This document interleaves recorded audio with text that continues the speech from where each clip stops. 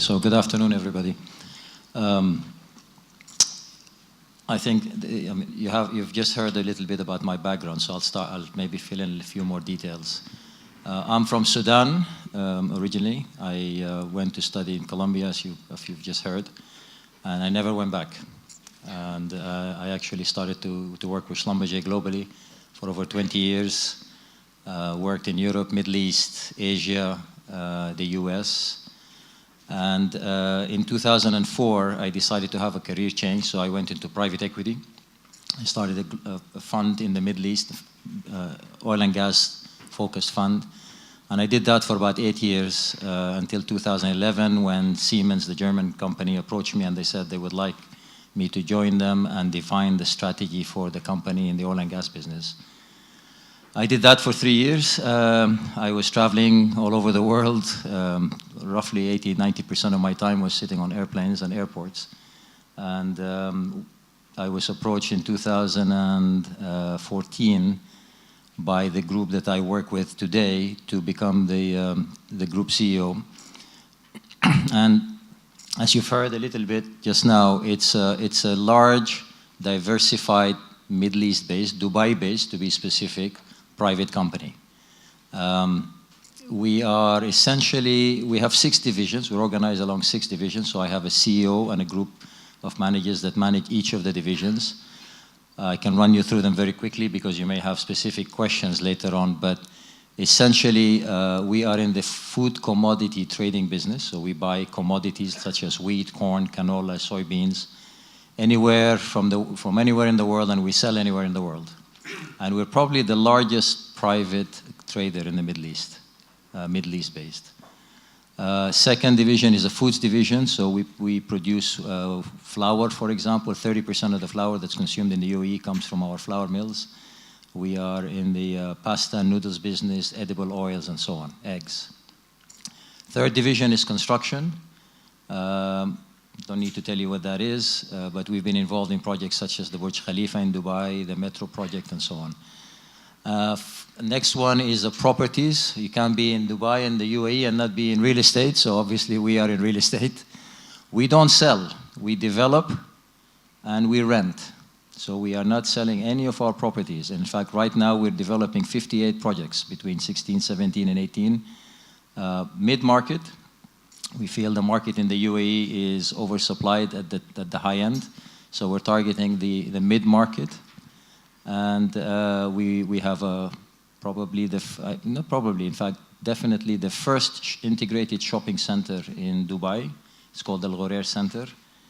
Before the Mall of the Emirates and the Dubai Mall, before Emaar and the Majid Al Futtaim came into this business. We have 3 hotels. That again we own and are operated by a management company. So that's number 4. Number 5, I'm trying to remember all of them because they're fairly diversified. The next one is an energy division. We own a refinery in Libya. We own a refinery in Pakistan. And we have an oil trading desk. We trade in oil and oil derivatives. And the last one is called ventures. And essentially it's a division where we put lots of other businesses that the family, it's a family-owned business that has developed and accumulated over many years. So we have a university, we have Al Ghurair University, we have a money exchange business, we have a printing and publishing business, we have a fashion retail business. So very, very diversified, a few other bits and pieces, jewelry business and so on. But I think, Tawfiq, if I may start, coming back now to the conversation, I think I'll stop now and saying about my background in the business. Very interesting to listen to Joe Sadi. The presentation you just had. And honestly, I'm sitting there and listening to him and I'm identifying the businesses that we're in and the company that I manage firsthand with what Joe was describing. He was essentially, I'm not even sure if we participated in his survey or not, but regardless, I can see clearly exactly what he's describing. We're going through it today. And I had mixed feelings listening to him, frankly speaking. He stepped out of the room. I would have liked to ask him 1 or 2 more questions, but we're doing some things from what he described, but we are certainly part of the statistics that is way behind. in terms of digitization as a company. And one of the things that he highlighted, one of the biggest constraints is the mindset. And I think he's absolutely right. He's spot on. The mindset has to change in our company, in all of the regional companies. We are not focused enough on this. And interestingly enough, I was presenting the budget to our board in December. We went through the typical budget presentation, challenging the assumptions for this year and so on. And at the end of it, budget was approved. Next meeting was scheduled for March, and usually in March I do the discussion on strategy. Revise the strategy, revamp, and where are we with our strategy.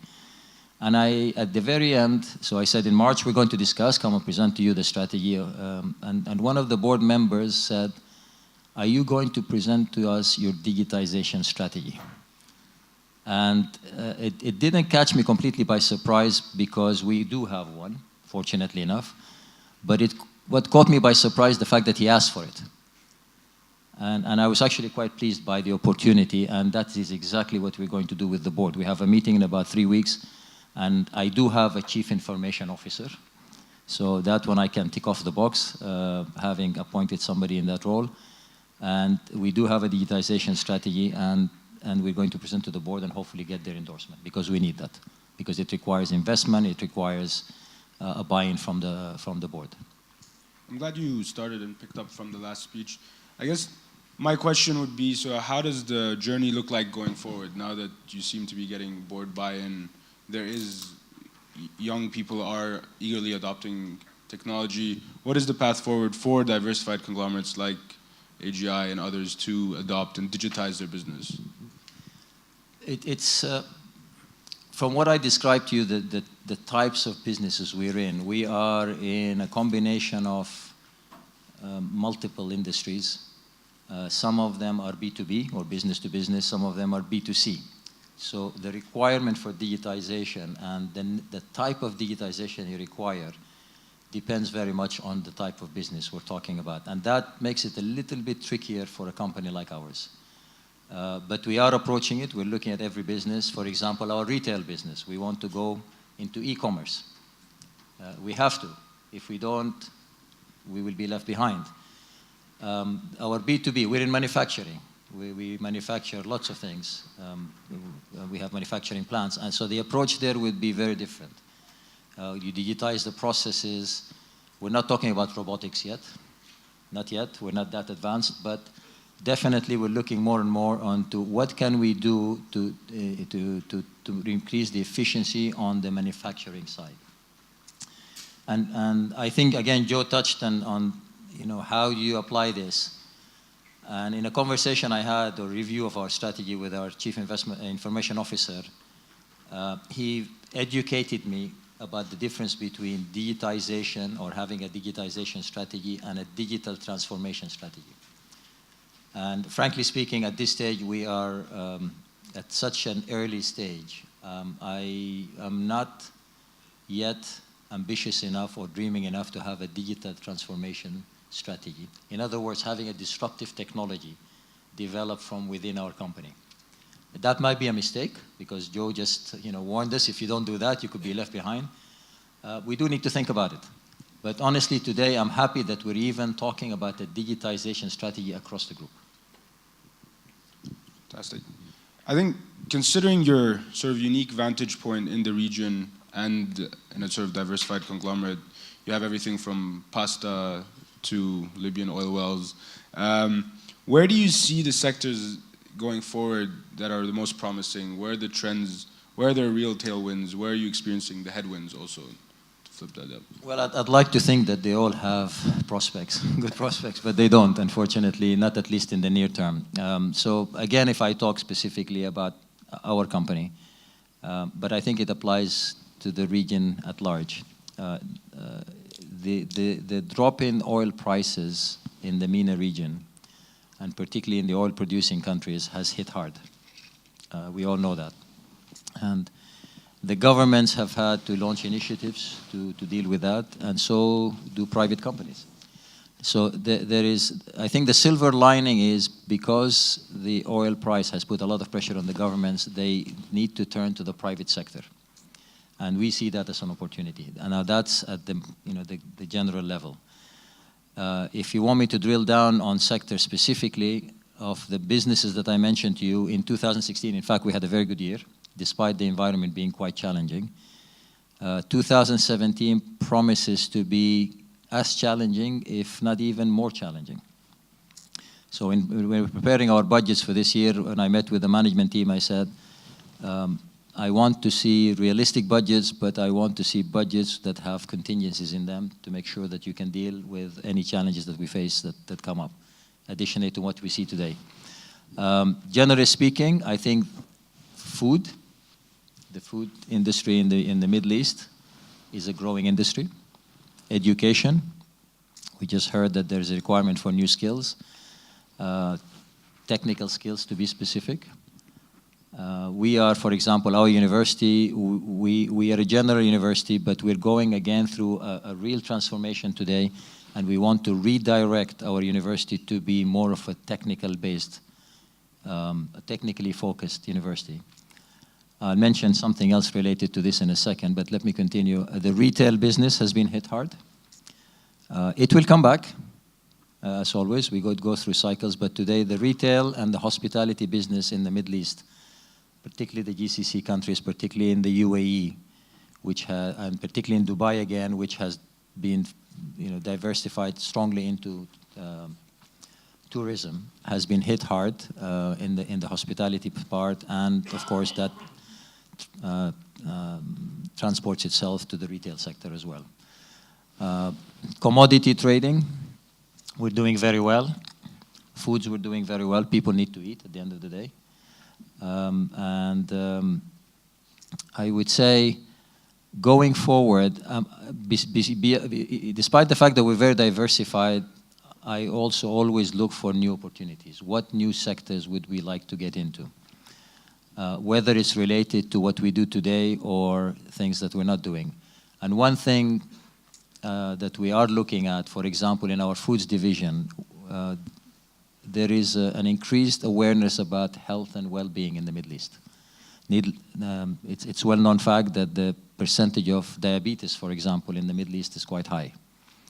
And we are, I just mentioned to you, we're one of the largest flour producers in the UAE. Flour is a carb. We are not in the proteins and the vegetables business, so that's an area that we are looking at. And we would like to, we're coming at it from an angle of saying we want to be associated with an increased awareness about health and well-being. And it's a culture that extends internally and externally to our businesses as well. It's a very proactive way of looking at it. Most people hear the high diabetes number and think about opening hospitals and treatment as a way to, as an investment opportunity. Well, we're not in the healthcare sector, so maybe that's an area we should look at, but we don't have the expertise, and honestly, we're so busy with other things, so I think sometimes we need to stick with what we know. You talked about the cyclical turn in retail and tourism driven by lower oil prices and sort of a tightening of belts across the region. How much of this lowering of oil prices is a cyclical event, and how much of it do you think is structural, and how will the region's economies look like if it is structural? How do they come out of this period?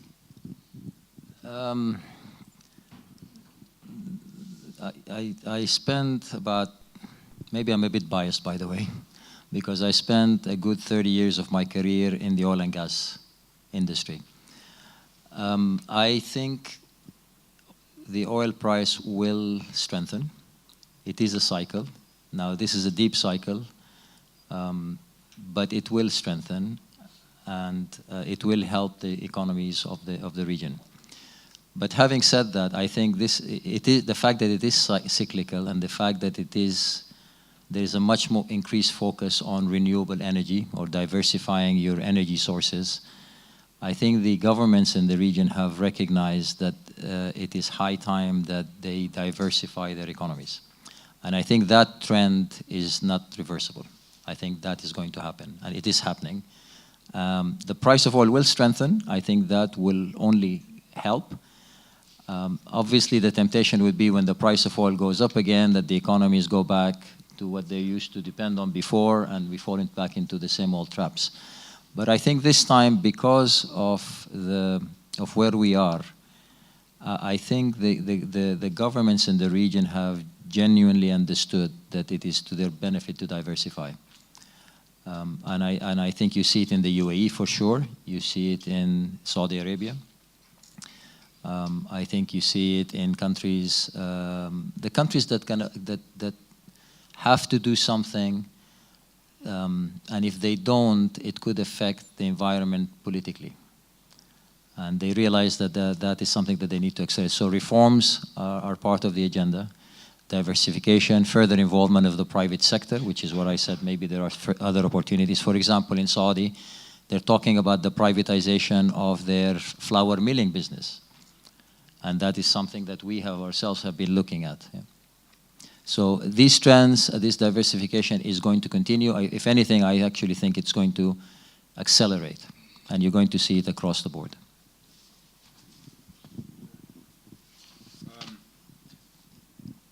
And politically and economically for the region, aside from diversifying, which is something the GCC is sort of #1 agenda item for them, beyond that, how do you see the region evolving? What areas of opportunity do you think exist? And where are the challenges as you try to think about expanding beyond the GCC? Well, we do business in many countries, but because we are a GCC focused business or based business, we tend to focus on that region. So maybe I'll comment. My comments will be more directed or based on our assumptions for the region. Urbanization is a major driver. I believe 80% of the population of the GCC is in urban regions. In order for that to continue, you're going to have to develop infrastructure around it. So that creates opportunities. I mentioned the health and well-being. I mentioned the issue of diabetes and other things. Obesity is another one. So these are areas, these are factors that are driving the changes that are coming. I would say the high percentage of young generation that is looking for employment across the region, and that's not only the GCC, the MENA. And here, I would say, not an opportunity, but an initiative that our group, the patriarch, in fact, of our business has done. I'd like to mention it because it's related to education and dealing with the issue of youth and unemployment. The patriarch of our company has donated $1.2 billion for education of Arab youth. And the criteria are very simple. We set up an educational foundation. It's run completely separately from the organization that I manage. The profits that we make, part of it go to that foundation, but basically the formula is very simple. We have a list of universities that have been pre-qualified. Young Arab youth apply. If they get admitted, they bring their admission letter, they apply for a scholarship with us, they show us the letter. If it's from one of the universities, we sponsor their education. And the criteria, again, is you have to be an Arab youth, I think between 18 and 24, if I'm not mistaken. It's undergraduate education. And it has to be STEM related, so science, technology, engineering, and math. I think that these are the acronyms. And you have to have a single, not a dual nationality. In other words, you have to really not have an opportunity. And the initiative is really targeted it's a CSR initiative, and it's addressed at targeting Arab youth unemployment. So because that is a major issue, that's the challenge that's in the region. Iran opening, we see that potentially as an opportunity. Whether it will continue along the direction that it's been going, or there may be some challenges with the new administration in the US, we really don't know. It is challenging at the moment. For example, our commodity trading business, we did a couple of deals with Iran, but the banks were not willing to handle the transactions. So we were back to square one, but that we still see that as an opportunity. Obviously, the opening of Iran with its large population will be very interesting. Thank you. And then I have one question to ask, which I think is pertinent to a lot of the MBAs in the audience.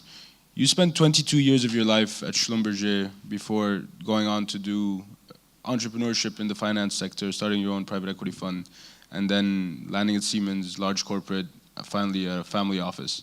What advice would you give young MBAs about to embark? I mean, the idea of spending more than 2 decades in one firm is something almost unheard of in today's economy, as most 30-year-olds have already switched jobs once or twice.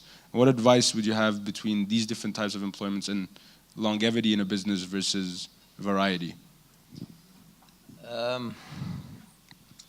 Honestly, I don't know if I have a specific advice that I would give to direct. Everybody is different. Everybody has their own individual circumstances. But you're absolutely right. I think nowadays to have had a career of 21, 22 years with one company is probably more unusual than usual. Even though Joe just told us that he probably has over 25 years with Strategy and or Booz & Company. I'll answer you like this. I'll comment like this. When I was in Schlumberger, I never looked outside. And maybe that's a credit to the culture that that specific company has, because you feel always challenged, your career is progressing, so you don't really feel the need that you need to look elsewhere. Plus the fact that I worked in many countries around the world, so there's no time for you to get bored or to get complacent. You're always seeing different, the client bases, you find different regions. Schlumberger in particular develops their management. If they identify that you're somebody who has a potential to grow in the management or the executive ranks, they move you between different businesses, different industries. I took positions in staff positions as well as executive management positions. So I never really got bored. One of the reasons finally I decided to change career is it was really 2 things. I did some deals for the company, and I got the bug of deal making. And anybody who's in the private equity world knows that this is quite exciting. When you make a deal and it's successful, it becomes a bit addictive. So that was one aspect. The other aspect is my children. And by the way, if you didn't make the connection, my son is sitting there. He's one of the LBS students. He was becoming a teenager, and I felt I needed to bring stability to the family because in Schlumberger they moved us around. So that was a very specific personal thing. Lots of pros and cons to staying a long time with one company. If you really believe in the strategy of the company, if you really believe in the industry, if your career is progressing well, it has lots of positives. Today, I would say I'm on my 4th career. Right? I went from that to private equity. Honestly, I never thought I'll end up being back again in the corporate world. That was, again, a major adjustment to be back in a large corporation like Siemens with all the... I need to choose my words carefully here. With all the constraints that the corporation brings as opposed to a more entrepreneurial... I think you guys know what I'm talking about, yeah? Especially a German company. Fantastic company, head of its in many fields in technology, but again, being in a corporate world versus an entrepreneurial situation, it depends on you. And then my 4th career change was to work for a family-owned business, nonetheless a Middle East family-owned business, which has its own challenges. And frankly, I accepted the job for 2 reasons. Because I was traveling like crazy, like I said, with Siemens, and I was getting worn out being on a plane all the time. But the diversity of the business. I spent 30 years in oil and gas or energy. Energy is probably our smallest division. So all of a sudden, one day I'm in the chicken farm, covered in lots of stuff. And then the next day I'm looking at fashion. And the next day we're talking about developing real estate and rentals and so on. So it really is very interesting. No 2 days are the same. When you get an opportunity like that, you never say no. So my advice is, I come back to your question. Sorry, I talked a lot about my background and why I did what I did. But my advice is, first of all, realize that the world is full of opportunities. That's number 1. Never believe that you have to stay in something just because that's where you are today. Number 2, changing from one sector to another can be challenging, depending on where you are in your career, stage of your career, but it's not impossible. It depends on you, it depends on what drives you. I think the most important thing is, and that sounds a bit of a cliche, find something that you really genuinely are interested in doing. Yes, we all need to have a salary at the end of the day, you need to have a paycheck, you need to pay for the rent, but find an industry and a sector that you genuinely believe that you have something in common with. Because money will never motivate you. Money will only work as, I believe that. Money can only be a demotivator. If you don't get enough of it and you feel you're not compensated for what you do, it will demotivate you. But getting as much money as you can get will never motivate you. What will motivate you is believing in what you're doing, being interested in what you're doing, and getting a sense of achievement, feeling that you are acknowledged and rewarded for what you do. Thank you. And with that, would like to open it up to the floor for any questions. Please keep questions brief, limit yourself to one question, and make sure all questions end with a question mark. I think were the instructions that were given to me. Don't follow what I did. I'm talking a lot because we were supposed to be 2 people on stage, but I'm alone, so I was told to talk a lot. There's a lady in the middle over there. Would you? She has her hand up. Oh, sorry. Sorry, you got the mic taken out of your hand. You're next. Sorry about that. Hi, Adil, Dana Shaheen. I work for HSBC and I'm admitted to LBS's MBA program in the fall. I just wanted to ask, given your long-standing career in the oil and gas business, I'm really keen to hear your thoughts on the planned Saudi Aramco IPO and how that's changing the oil and gas industry in the region. I'm also keen to hear if you think any of the other GCC countries will follow suit, or the governments in terms of their oil and gas industries or any other sector. I didn't quite I'll answer you. If I miss something, you can correct me. The IPO of Saudi Aramco, exciting. I think it's very exciting. I think it's going to be a huge IPO. I think that the discussion today is they're going to float about 30%, if I'm not mistaken. I think it will be very successful.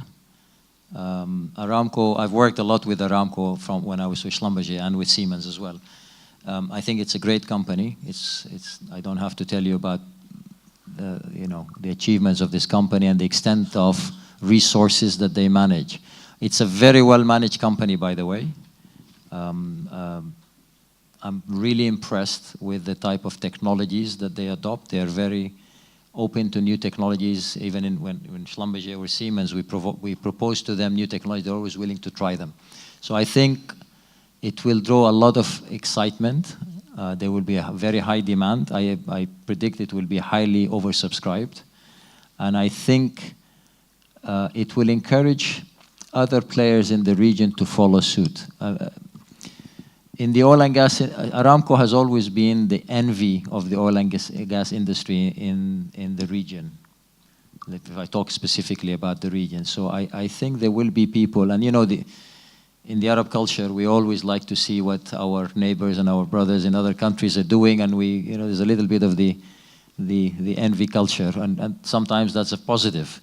So I think if the Aramco IPO is successful, I think you could see some others following suit. Nobody's talking about it for the time being.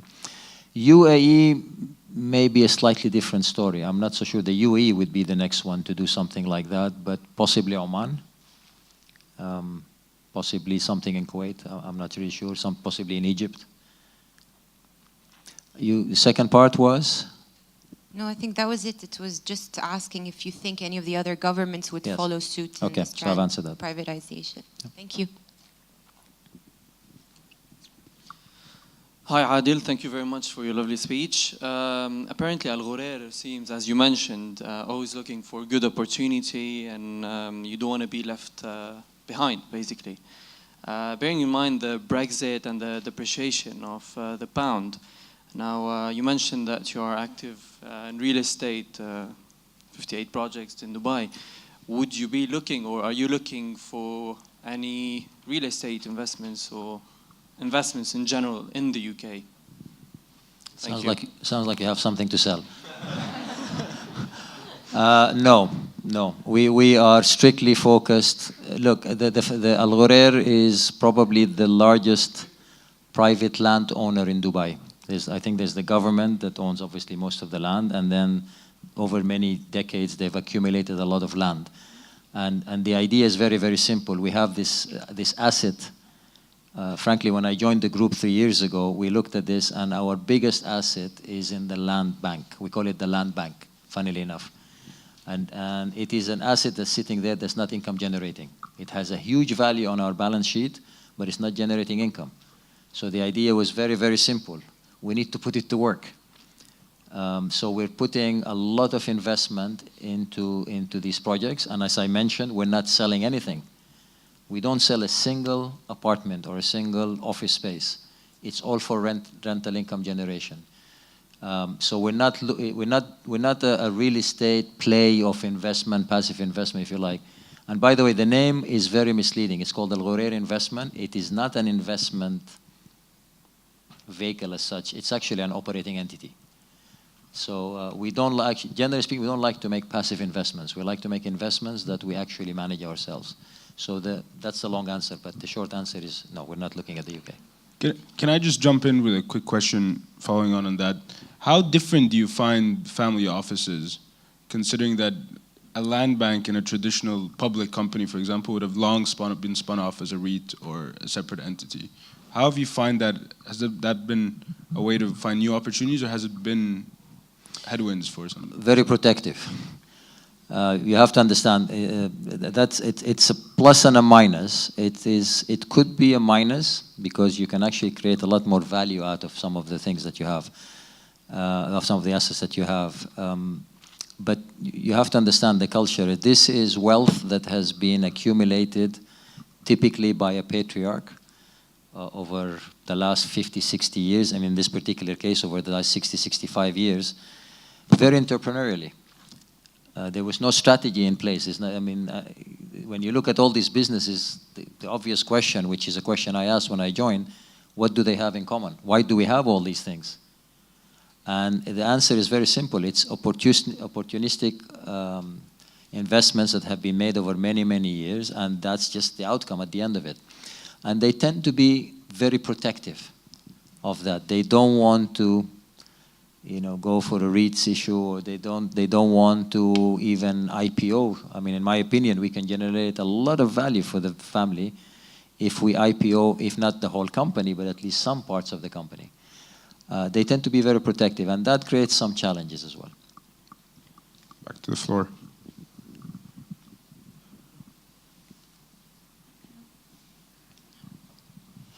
Hi, Adil Toubia from Imperial College Business School. How are you?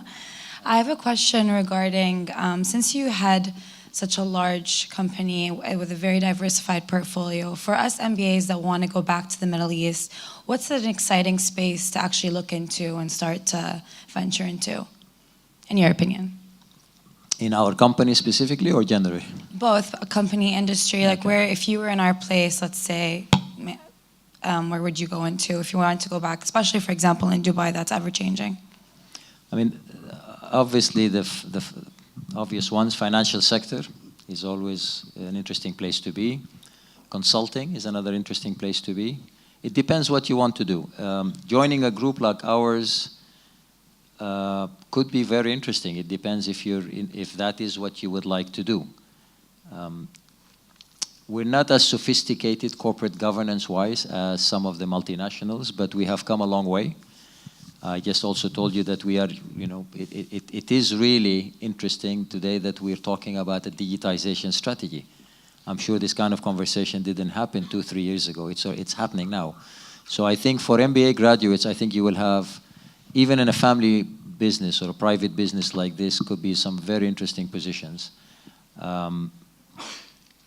My head of strategy is an MBA graduate. Some of the CEOs have MBAs. So you could, in terms of sectors, I would say financial, consulting, if you like manufacturing, you can have an interesting role in manufacturing, driving. I have a department, for example, called the Lean department, which is essentially an in-house consulting firm. It's a small one. I only have 6 people so far, but basically it's a team that we deploy to the different businesses to improve, to find continuous improvement, for example, initiatives in different areas. Technology and e-commerce is another one. Yeah. Thank you, Mr. Toubia. I have a question. You mentioned that you came originally from Sudan. Now, you mentioned all the countries in the world, in that part of the world, but you did not mention Sudan. You wanted to do something in Sudan. So my question is there anything you might want to invest or offer or buy in Sudan to complete your the kingdom you've built so far? You mean I neglected my own country? Look, Sudan, first of all, Sudan that I grew up in doesn't exist anymore. It's been split up into 2 countries. So I'm from the north, right? So maybe I think the comment I would make would be different for the 2 countries today. The north, at least politically, the issue is the political stability. I mean, from an investment perspective, you don't want to go and invest somewhere which is not politically unstable. And we have enough of those around in the region. And by the way, we have investments in Syria, which are today sitting in the ground doing nothing for us. I'll come back to Sudan in a second, but I'll tell you why I go there. We have a refinery in Libya, I mentioned, with the National Oil Company of Libya. It's been in force majeure for 4 years. We don't even know who is our partner today. Yeah, we have meetings with both sides, and they both claim they're our partners, and frankly, we don't know. So the refinery has been shut for 4 years, force majeure, and I can tell you the expense that we spend on that in large numbers of millions of dollars every year.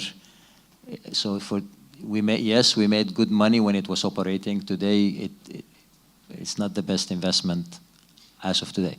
So to go and make an investment in Sudan, you would need to have the political stability. You will have to have the right regulatory environment, and you have to have the right opportunity. Now, Sudan does have a lot of opportunities. And by the way, we have a flour mill in Sudan today. But I am not too much in favor of going for further investments today until we have, let's say, better stability. It's also the North is only one of the 7 countries that Mr. Trump has named, right? So we would be careful to go do further investment and not be able to take our money out, for example. You're talking about purely investment. The South is a completely different story. I think the South, when it took independence, we thought that there would be a lot of opportunities. Unfortunately, it descended into civil war. So that's why I don't talk about Sudan. But we have a flour mill. I'm on the board of the flour mill. We make money, but we can't take the money out. It sits there and then it's devalued by 10, 15% overnight. There's no point to have an investment if you can't get your money out and the money has no value. So, great country though.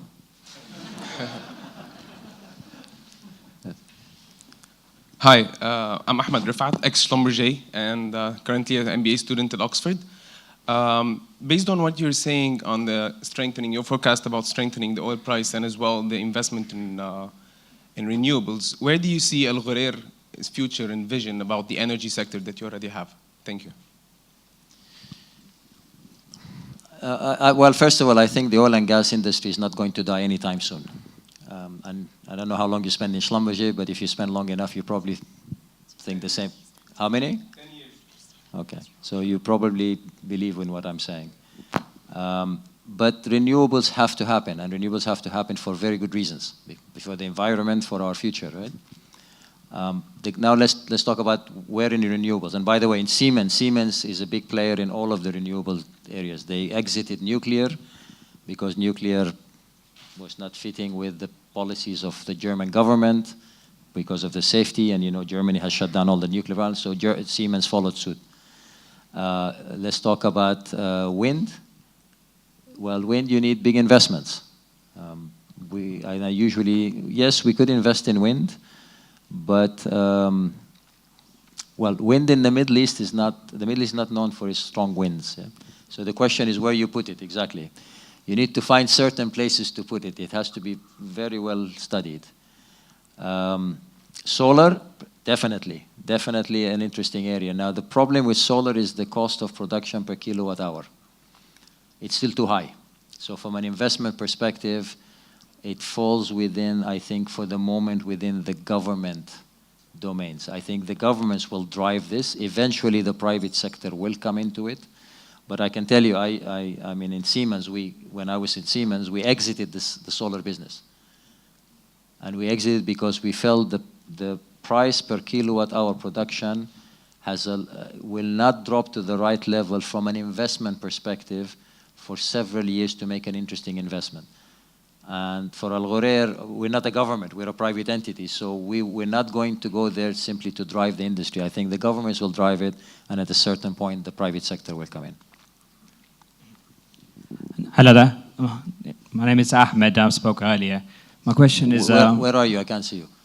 Question is regarding the Iranian market opening up. You said the oil price will strengthen, but given the political differences, will the Iranian market opening have an impact on the increasing or decreasing price of oil?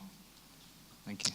Certainly, yeah. I mean, Iran is a major oil producer, so if it comes up, if they can reach their peak production, of course it will bring a lot of oil into the market, and that will impact the price. I wouldn't sit here and claim that I'm aware or I know all the dynamics behind the scenes, because there are many things, many factors that go into play into Iran coming into the market. But I can comment from a technology perspective, let's say. Because of the sanctions, and that was also with Iraq before 2003, these countries are starved in terms of technology. So their efficiency of production is very, very low. So what you see them capable of producing today is not what they can potentially produce. If they can have access to this technology and get back to their peak production, they can pump a lot more oil, and certainly that will have an impact on the price of oil. Now, is that taken into account into the dynamics behind the scenes on whether Iran comes back on stream or not? I would assume so. So I don't know when it will come online again, but eventually, yes, of course, Iran will come roaring with its production, and that will have a price impact. When that will happen, how it will happen, I don't know.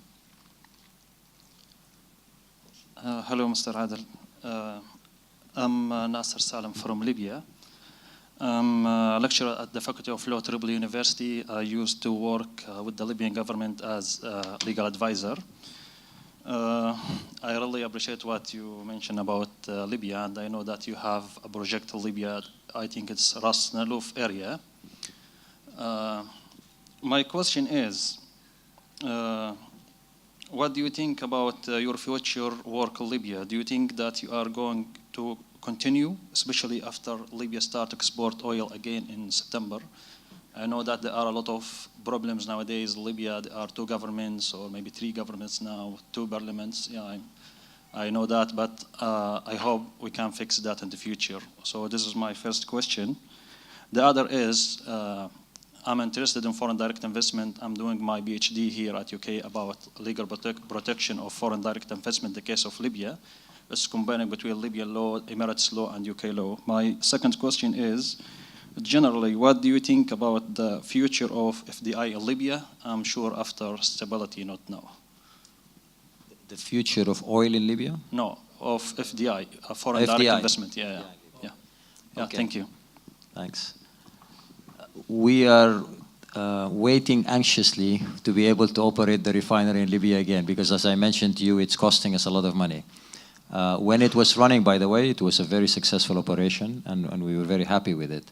So we really look forward to the situation settling down and the security being resolved and getting back to operation. And the answer to your question is yes, we will continue to operate. We will actually can't wait for it to start again. Further investment, well, it depends what's the outcome finally.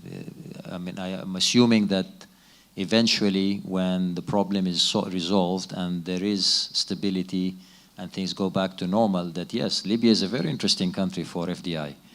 By the way, I I mention it now. I actually lived in Libya for 2 years when I was with Schlumberger, so I know the country very well.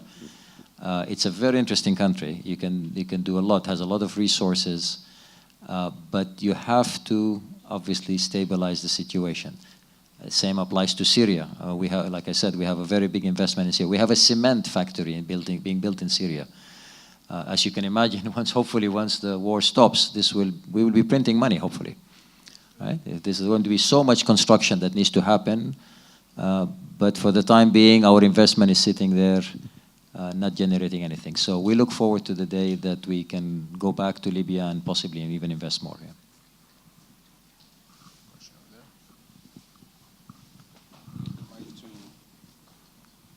Hello, my name is Yusuf Darwish. I'm from LSE, and I'm admitted to with Masters in Management at LBS this fall. So my question is with regards to real estate and land. Interestingly, you said that at Ghurair, you actually own like most land after the government. However, you don't sell land, but you use it for income generation. So I'd like to know why and how successful is this, as opposed to how governments use land to sell and make money. Thank you. It's just a different business model, and it comes back to the culture of the family. They don't want to be in this business. They understand the model of income generation. We do have plots of land in what is called the New Dubai. If you know Dubai well, there is what is generally speaking known as New Dubai versus Old Dubai. Most of the land that the group owns is in Old Dubai, which is around the creek, on both sides of the creek, which is the older part of the city. It's not the kind of place where lends itself in the first place to developing very big, glamorous, glitzy projects and selling them. So that's one reason, one driver. But we do have a few plots when the area called Business Bay, for example, and eventually we will develop them, and there we will sell units. But for the time being, as I mentioned, with 58 projects, our hands are full. Honestly, there's just so much more low-hanging fruit, and it's the business that we know very well, so that's the reason why. We have time for one more question. I think there was a question over here, or over there. You're the question master with the mic. Hi, Faris Shaybani, ex-Shell, and now I work for a family office, my own family office. So my question is actually about the longevity of family offices. As you probably know, statistically, after the third generation, very few family offices survived.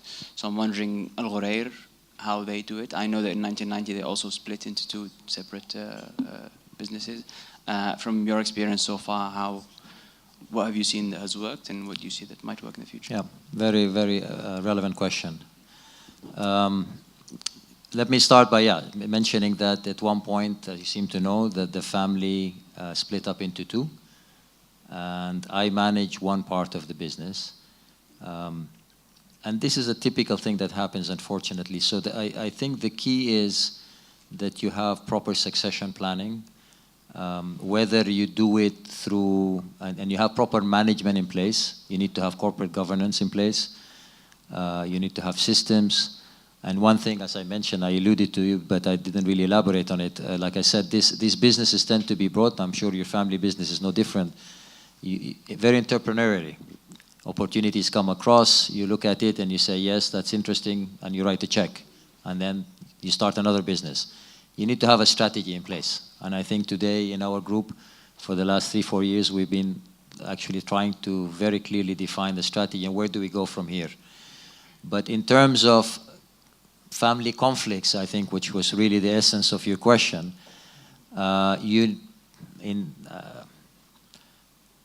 let me see how to answer this one, because it's a very private family and I have to be careful what I tell you, what I don't tell you. What they have done is they have put a trust in place. Okay? And that defines clearly how they want these assets to be managed for future generations and who gets what. And the trust never dies, right? That's the beauty of it, is they put a trust in place regardless of what happens in the future, and they defined what would happen in cases of conflicts. It's one step short of doing an IPO, if you like. One way to deal with conflicts is essentially to float the company, because if you are unhappy, you go sell your shares. Family businesses sometimes don't like that, because that brings other things into the equation, such as full transparency, full disclosure, very high level of governance, of course, or let's say compliance. And they may or may not want to do that. So the next step before that is what you can consider is putting a trust in place. I think you need to think about the management, what sort of management. In Ghurair, they basically brought me in, and I brought a team with me. And we are professional managers. We're not from the family. We're employees, effectively. Right? I do have some family members who actually work in the executive management team, the CEO of the energy division, the CEO of the properties division, and the CEO of the construction division are family members. But they report to me, and I just did their appraisals last week. Right? So if they don't perform, they don't stay in the management team. So these are the kind of things that you need to put in place to ensure the longevity and the continuity of the business for future generations. But look at the trust, and if you're interested to know a little bit more detail, one-on-one, I can tell you what you can do.